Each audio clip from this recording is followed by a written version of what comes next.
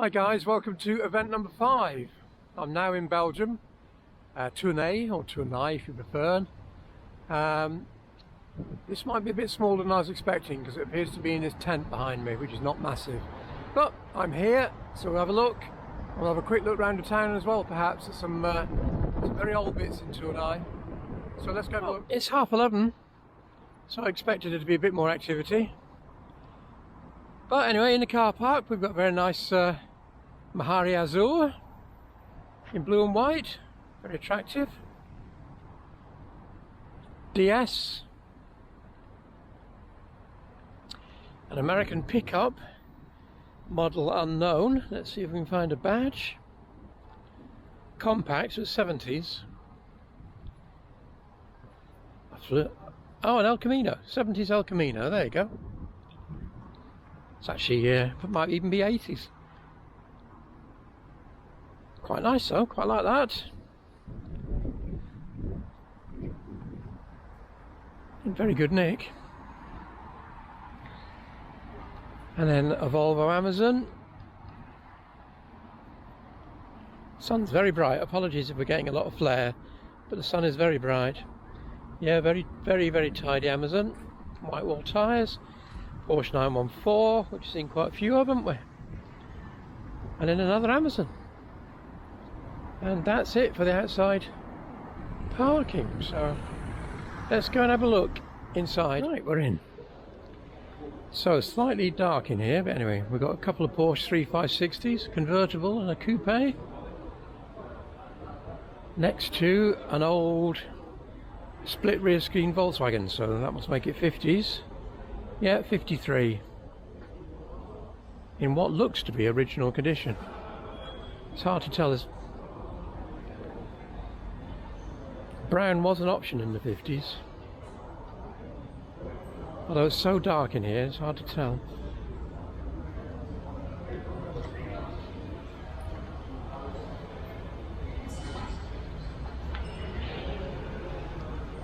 Then a pre-war BMW. Immediately pre-war as well, sort of 38. And next to that, an absolutely beautiful Merc estate, very rare. But somebody just taking some photos.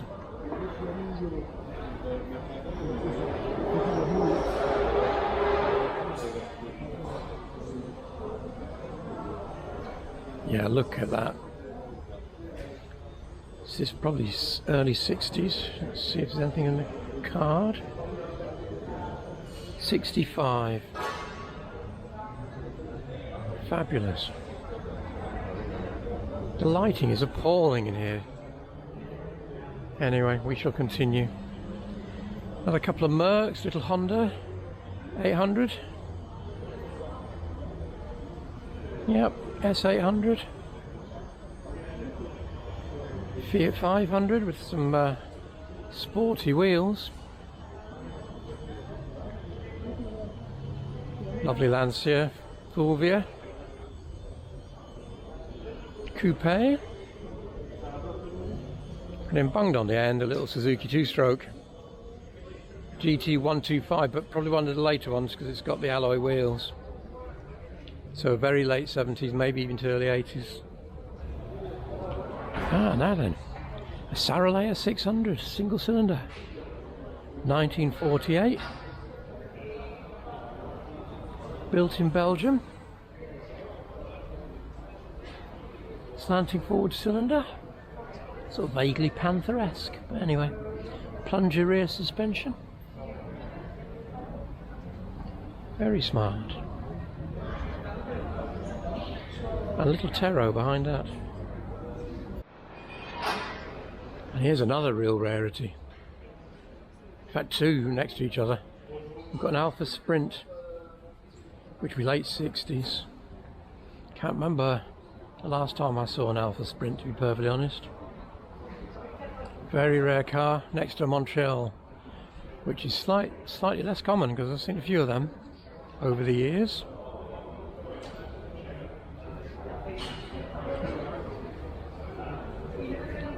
Pair of beauties. I think the Montreal was V8 from memory. Is there a card? Yes, there is a card. Yeah, 8 cylinders. And then a Ferrari. Not my cup of tea, I'm afraid. And then another rarity. A Zundap, but a 4-cylinder Zundap. As you can see, front and rear cylinders both sides. It's a flat 4.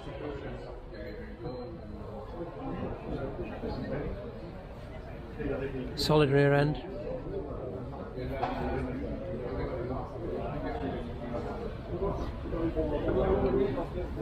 Pressed steel girder forks, which is slightly unusual. An FN, single cylinder from the 1920s.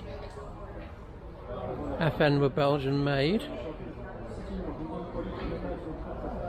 Next to which is Gilet, which is French. And another Gilet. And then finally, and more interestingly, another FN, single cylinder from 1929. A selection of model cars. Nothing of any great interest though. Some H-van tins.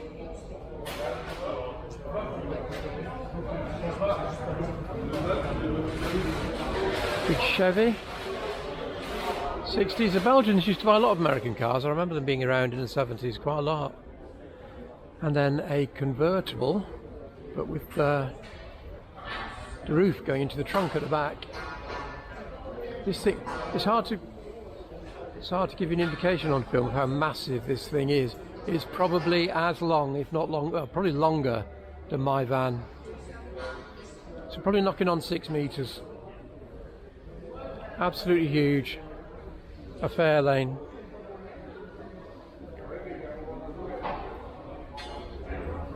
Yeah, massive. Then a slightly smaller Falcon, is it? No, another Fairlane, but a smaller version.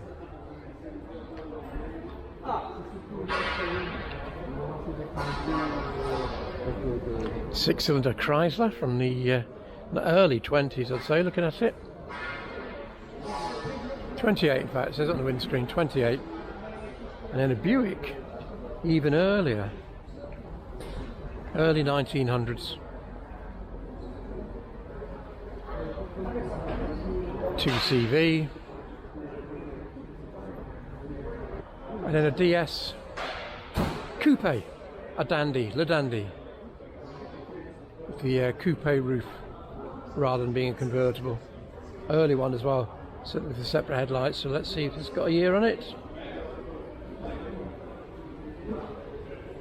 Constructed between 1960 and 1972, which is quite a long production run. I would have thought they'd be struggling. Yeah, they didn't have those headlights through to 72, that's for sure. So although the model may have been produced then, the wings would have changed, along with the change to LHM, etc. And then a traction faux cabriolet.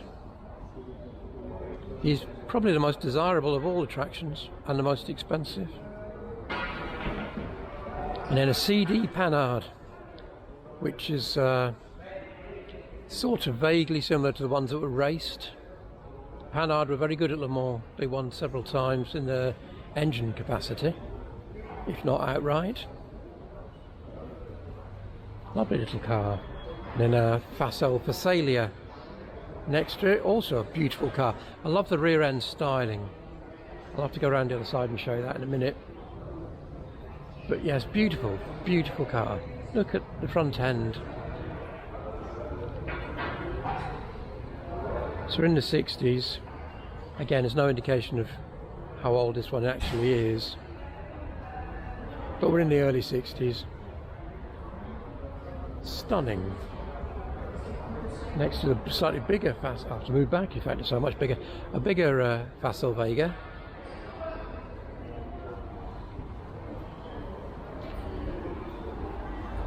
How's that for a front end?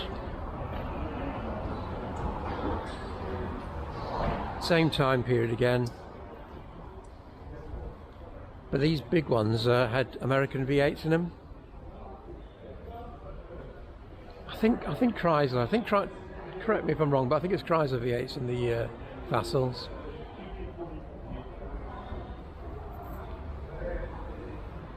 And then an Aronde Plein Ciel, open skies. So that top must come off.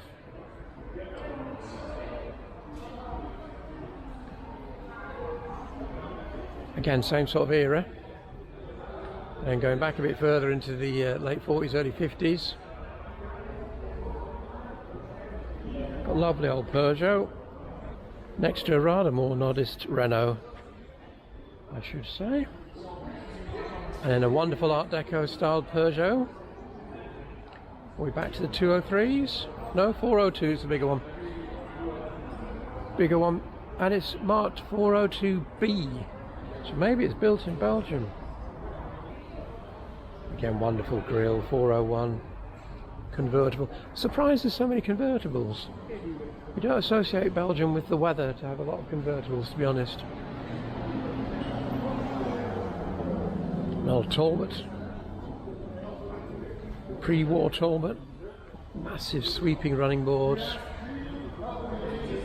Huge headlights.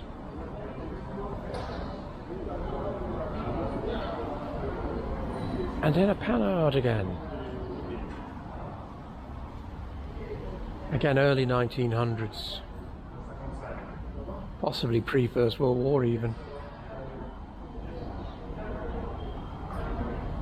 And then an old bike, which I'm now trying to find out what it is.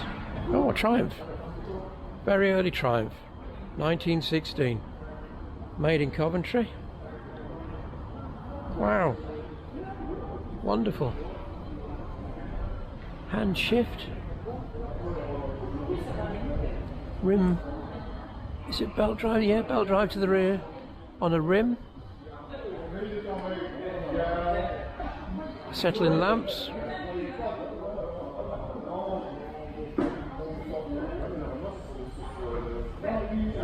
Let's have a look at the back of that Vassal. In fact, let's have a look at the back end of all of them, starting with the Aronde.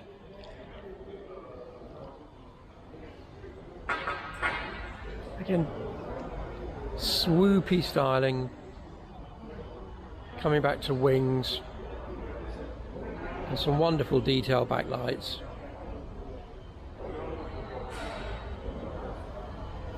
Beautiful car. Next to the larger Vassal, the V8, which again has very swooping rear end, distinctive tail lights again. HK 500, and the exhaust exiting through the rear bumper, one on each side. Style, style, style. As is the smaller Vassal next to it, which again has very distinctive lights built into the rear. Rear reflector holders built into the bumper. More squared off style, but again, you couldn't miss it for anything but a 60s car, could you really? And then the Panhard, which is very, very aerodynamic.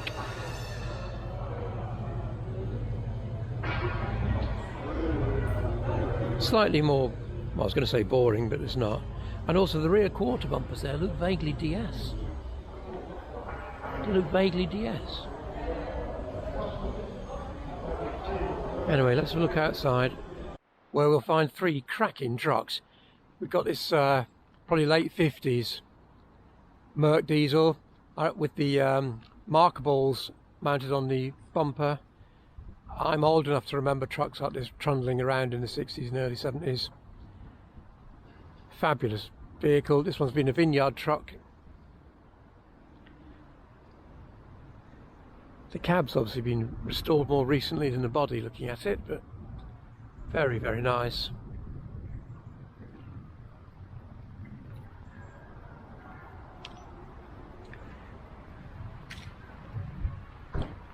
And then the back of a Unimog, 1975 Type 416 as it boldly displays on its sticker.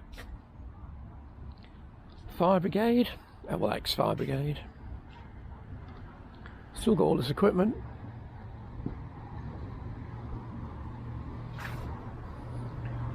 And then next to that, this beast, which is probably 80s, so it could be 40 years old.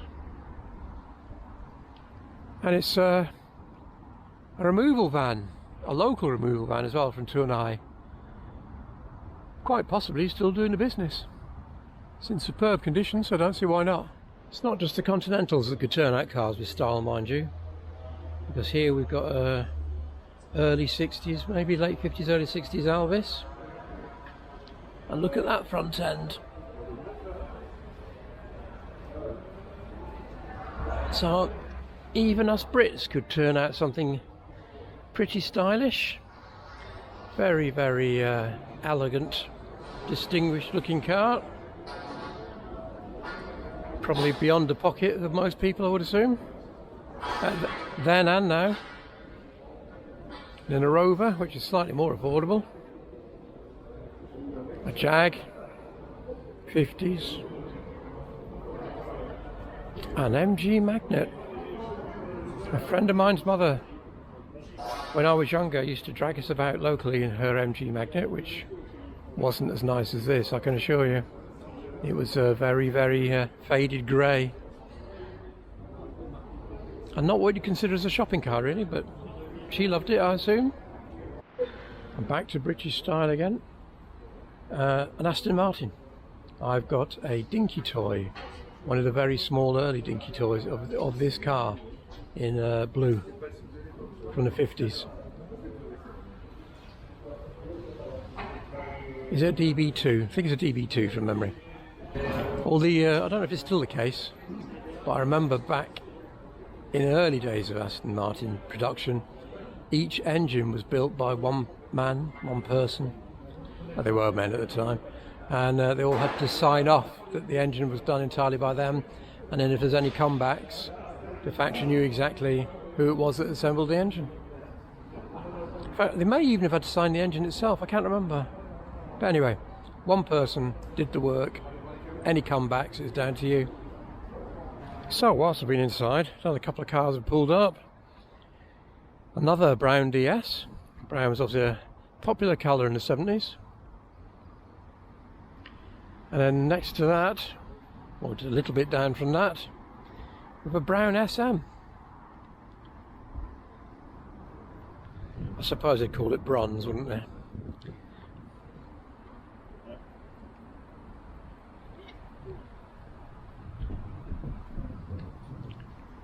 And then next to the Porsche that was here already, there's a Spider. Is it a real Spider though?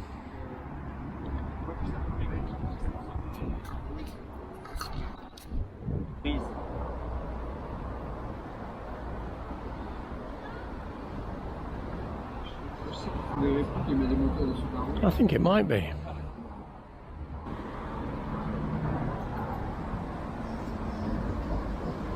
Look at the seat belts.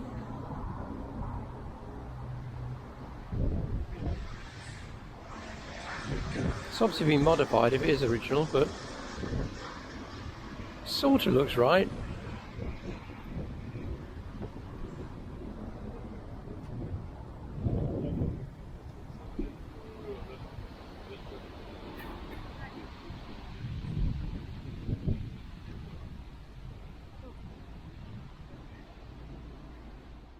A very well restored Fiat 128 SL on its alloys.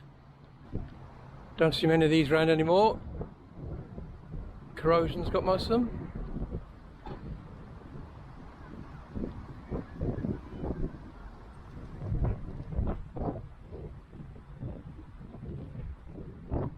Mustang coming in. And across the way, what I thought was an Austin Cambridge until I saw the grille. So it's an MG again. A badge engineered Cambridge body. Right hand drive. So it's come in from the UK. Somebody must have wanted it to import it into Belgium. Pretty good nick, slightly frilly sills, especially around the jacking point. But otherwise very nice. Yeah, still badged as a magnet. Unlike the earlier one we saw inside. There's quite a bit of fill around the bottom of the wings as well. The town centre is pretty impressive. Very large old church over in the background, a tower we've just seen. And then the market square is typical of Belgian, Northern European architecture, stretching up to Holland.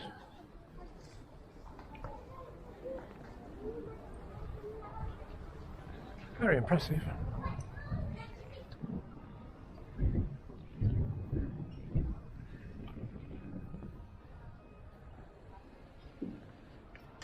Right guys, I'm afraid there is no show 6. The one I was going to go to had only been mentioned online and had not been confirmed in any of the copies of the lead auto I had, so it wasn't worth the detour. I had another one planned, but that was a 3-mile round trip away from the route back, and yesterday it was just torrential rain and high winds. The first rain of the trip while I've been in the van, and again it was at a village, so the chances of many people bothering turning up would have been remote. So that's the end of the trip. I'm here at Dunkirk port. I'm going to have something to eat and then back on the boat and back to the garage, where I hope to see you all again soon. Thanks a lot. Bye.